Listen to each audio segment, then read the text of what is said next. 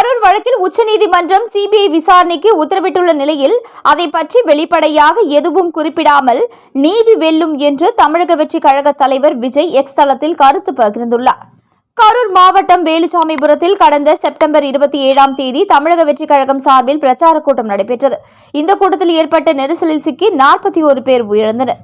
மேலும் 100 பேர் படுகாயமடைந்தனர். இந்த விவகாரம் தொடர்பாக தமிழக அரசு அருணா ஜெகதீசன் தலைமையிலான ஒரு நபர் ஆணையம் அமைக்கப்பட்டது. சென்னை உயர்நீதிமன்றத்தில் அஸ்ரா கர்க் தலைமையில் சிறப்பு புலனாய்வு குழு அமைக்க உத்தரவு பிறப்பிக்கப்பட்டது.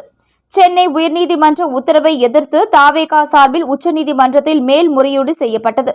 இந்த வழக்கை விசாரித்த உச்சநீதிமன்ற அமர்வு வாதங்களை பதிவு செய்து கொண்டது. இந்த நிலையில் தாவேகா தொடர்ந்த வழக்கில் இன்று உச்சநீதிமன்றம் தீர்ப்பு வழங்கியது. அதன்படி ஓய்வு பெற்ற நீதிபதி மேற்பார்வையில் சிபிஐ விசாரணைக்கு உத்தரவிடப்பட்டுள்ளது. இந்த உத்தரவுக்கு பல்வேறு கட்சி தலைவர்கள் தங்களது கருத்துக்களை பதிவு செய்து வருகின்றனர். இந்த சூழலில் தமிழக வெற்றி கழக தலைவர் விஜய் தனது எக்ஸ் பக்கத்தில் நீதி வெல்லும் என்று பதிவிட்டுள்ளார்.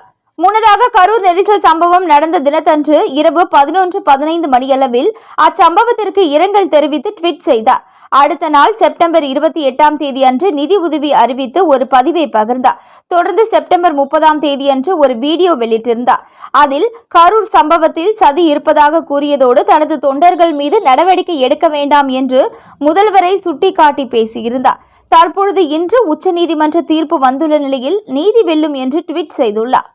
இன்று காலை உச்சநீதிமன்ற தீர்ப்பை ஒட்டி செய்தியாளர்களை சந்தித்த தாவேகா தேர்தல் பிரச்சார மேலாண்மை பொது செயலாளரான ஆதவ் அர்ஜுனா, தாவேகாவை முடக்க திமுக முயற்சிக்கிறது, ஆனால் கரூர் கூட்ட நெரிசல் சம்பவத்தில் விரைவில் உண்மைகள் வெளிவரும் என்று கூறியிருந்தது நினைவு கூறத்தக்கது. மேலும் இது போன்ற முக்கிய அரசியல் நிகழ்வுகளை உடனுக்குடன் நீங்க தெரிஞ்சுக்கணும் நியூஸ் இன்ஃபோ தமிழ் சேனலை சப்ஸ்கிரைப் பண்ணிக்கோங்க. உங்க நண்பர்களும் பார்க்க ஷேர் பண்ணுங்க. மேலும் இது போல தகவல்களை உடனுக்குடன் நீங்க தெரிஞ்சுக்கணும் பக்கத்தில் இருக்கக்கூடிய பெல் பட்டனையும் கிளிக் பண்ணிக்கோங்க.